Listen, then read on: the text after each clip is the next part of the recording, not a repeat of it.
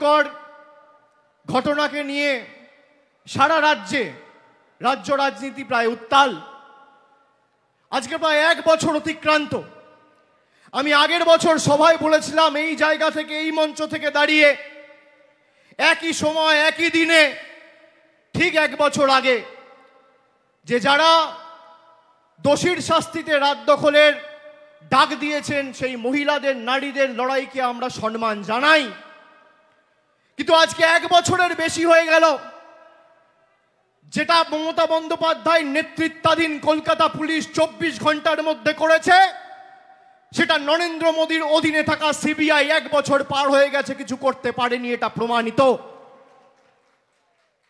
আমরা সেদিনকেও বলেছিলাম যে আমরা চাই দোষীর দৃষ্টান্তমূলক শাস্তি হোক। আমাদের রাজ্যের সরকার মন্ত্রিসভায় পাস করিয়ে, বিধানসভায় পাস করিয়ে অপরাজিতা বিল সেপ্টেম্বরের প্রথম সপ্তাহে রাজ্যপালের কাছে পাঠিয়েছিল, যাতে এরকম নরকীয় ঘটনার কোনো পুনরাবৃত্তি বাংলা সহ দেশের কোনো মাটিতে না ঘটে।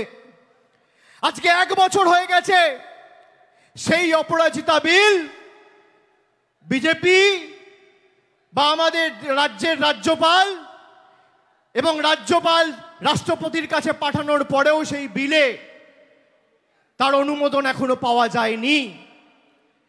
যারা সেদিন রাস্তায় নেমে এই ঘটনার প্রতিবাদ করেছিল, তাদের উদ্দেশ্য শুধু দোষী শাস্তি পাক নয়, তাদের উদ্দেশ্য ছিল গরিব মানুষের যে স্বার্থে যে স্বাস্থ্য ব্যবস্থা মমতা ব্যানার্জির সরকার 2011 থেকে করেছে, সেই স্বাস্থ্য ব্যবস্থাকে চূর্ণ বিচূর্ণ করে ভেঙে ফেলা।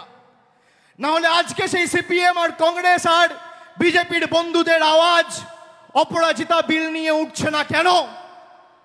তারা কেন রাস্তায় আন্দোলন করে মিটিং মিছিল করছে না যে এই বিল অবিলম্বে কেন্দ্র সরকারকে পাস করতে হবে? আপনারা বলুন তো, আপনারা অপরাজিতা বিল পাস হয় তার পক্ষে না বিপক্ষে? হাত তুলে বলুন। আপনারা চান এই বাংলায় যে ঘটনা ঘটেছে এবং তৎক্ষণাৎ 1 মাসের মধ্যে আমাদের রাজ্য সরকার যে অপরাজিতা অ্যান্টি রেপ বিল বিধানসভায় পাস করিয়ে রাজ্যপালের মারফত রাষ্ট্রপতির কাছে পাঠিয়েছে, সেটা পাস হওয়া উচিত কিনা উচিত? হাত তুলে বলুন, সবাই হাত তুলে বলুন।